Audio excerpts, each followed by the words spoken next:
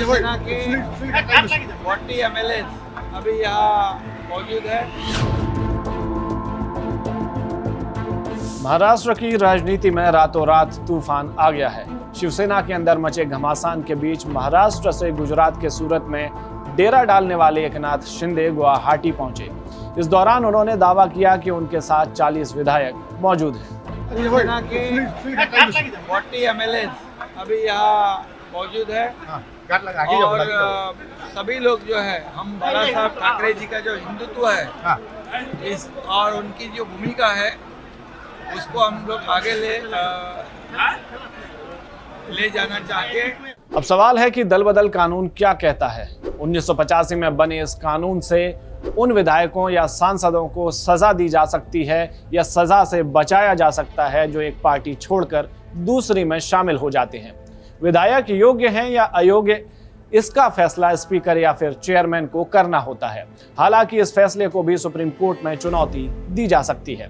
साथ ही ये कानून उन राजनीतिक पार्टियों को सजा नहीं दे सकता जो दल बदलने के लिए विधायकों या सांसदों को उकसाते हैं या फिर अपने खेमे में शामिल कर लेते हैं।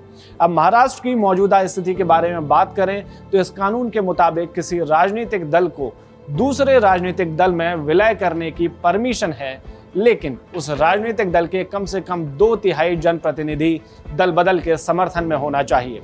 अगर 2/3 समझ नहीं आया हो तो वो भी समझ लीजिए। शिवसेना के पास अभी 55 विधायक हैं तो इसके 18.33 के 3 हिस्से होंगे और इसका 2/3 हुआ 36.66 यानी कि 37। अब यदि शिवसेना के 37 विधायक एकनाथ शिंदे के साथ हैं तब वे आसानी से भाजपा में विलय कर सकते हैं और यदि नहीं हैं तो सभी विधायकों की सदस्यता समाप्त हो सकती है। दल बदल कानून पर फैसले की कोई तय समय सीमा नहीं है, लेकिन 2020 में सुप्रीम कोर्ट ने कहा था कि आदर्श स्थिति में स्पीकर या चेयरमैन को 3 महीने में फैसला कर लेना चाहिए। अब इनकी सजा पर भी बात कर लेते हैं। दल बदलने वाले जनप्रतिनिधियों के पास 2/3 नंबर नहीं है और स्पीकर उन्हें अयोग्य करार दे देते हैं तो वे उस सत्र में चुनाव नहीं लड़ सकते। हालांकि अगले सत्र में उम्मीदवार हो सकते हैं। इसके साथ ही अयोग्य करार दिए गए किसी भी सदस्य को कार्यकाल पूरा होने तक मंत्री नहीं बनाया जा सकता।